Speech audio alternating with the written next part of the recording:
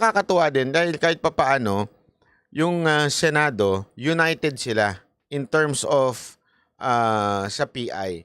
Kasi sa kanila naman, okay naman eh. Okay naman yung economic reform. Dapat yun talaga ang i-focus ng pagbabago. Ano ho ba ang pinagkaiba nun? Kasi dun sa PI, mawawala sa eksena ang Senate. Lahat ng desisyon ng Congress, yun ang matutupad. So, doon, delikado. Di ba? Kasi, ito lang, simple logic.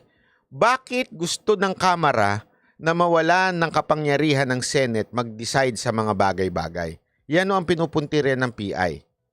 Pag yan ay natapos. Bakit? Doon pa lang nakakatakot na. So, meron silang plano.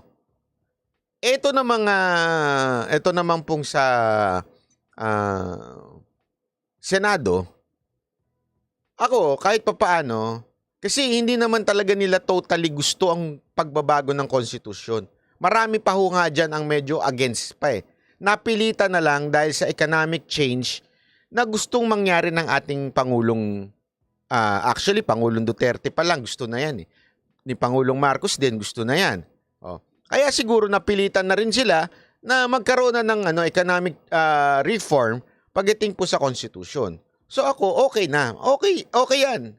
As long as the Senate nandyan. Diba? Magkakaroon ng check and balance pag nandyan ng Senate. Pero sa PI, wala ho talaga. Mapapa-PI ka talaga.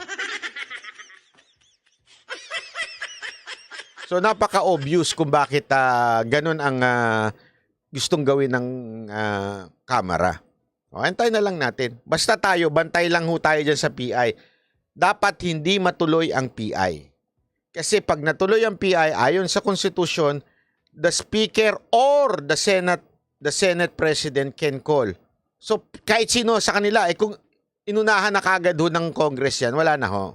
Halatang halata na yung galawan. At saka wala naman tao. Una-una, trust rating na lang eh. Ang baba ng trust rating ng Speaker of the House. Ngayon nga lang bumaba ng ganito kasayad, di katulad nung panahon nila Cayetano na sobrang taas ng trust rating ng House. Ngayon, wala eh. Bagsak talaga eh. Ibig sabihin, walang tiwala ang taong bayan sa speaker natin. Oh, ayan. Idinikdik pa ni Diego Latigo, 0.8%. Kulang na lang talaga, mag-snow na eh. Di ba? Kulang na lang, mag-snow na eh. Negative na eh. Mantakin mo, sa 100 na tao, ni isa wala ng tiwala, ganun kababa. Ganun katindi yung 0.8% eh. Mas mababa pa sa 1.